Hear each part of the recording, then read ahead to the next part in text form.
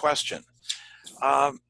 First question I want to ask is, or that came in that I think would be a really good place to start, is what do you do when you have a leader that's not following the process?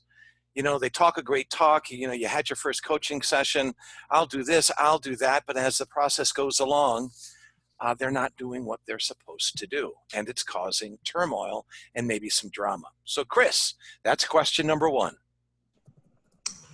Well, that's a great question, and that's a common one we hear. And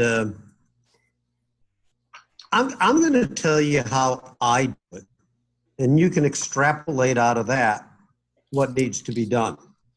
And the unique advantage that I have, and a few of us, Marshall, Frank, and those of us that really work on guaranteed improvement, don't pay for a year and only pay at the end. You know, I can walk away from a client. And one of my adages was don't take a bad engagement.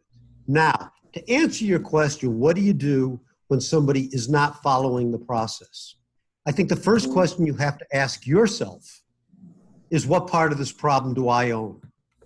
I've been absolutely clear from the beginning what this process entails. So if you went through the certification either with Frank or myself, the first exercise we do is we establish some ground rules up front for the coaching arrangement. What's the coach going to do? What's the leader going to do? And so I make it perfectly clear what this process is. In fact, I try to push people away with the simple approach of the three words that I use. This process takes courage, it takes discipline, and it takes humility. Courage. The courage to tell people, as good as you are, this is how I want to get better. 2, the discipline to follow an action plan that I'm going to share with you. So I don't want to make this a long-winded approach, but I believe the best thing to do is up front, be absolutely clear how the stakeholder-centered coaching process is different than other types of coaching. The active engagement of stakeholders, the willingness to share your action plan with people,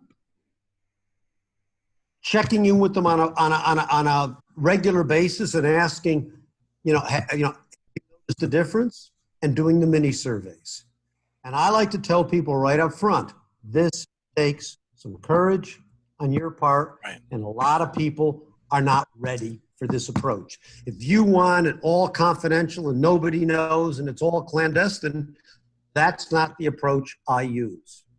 So once you get clear with those ground rules, when somebody's not doing it, it's a lot easier to confront them and say, you committed to do this. If you've lost your commitment to do this, engagement's over. Got it. I don't spend a lot of time trying to convince somebody to do this. So I'm not sure how helpful that is, but I just believe trying to convince an adult to do something when they've made a decision not to do it, it's a fool's errand, and it's not going to get you anywhere. Right.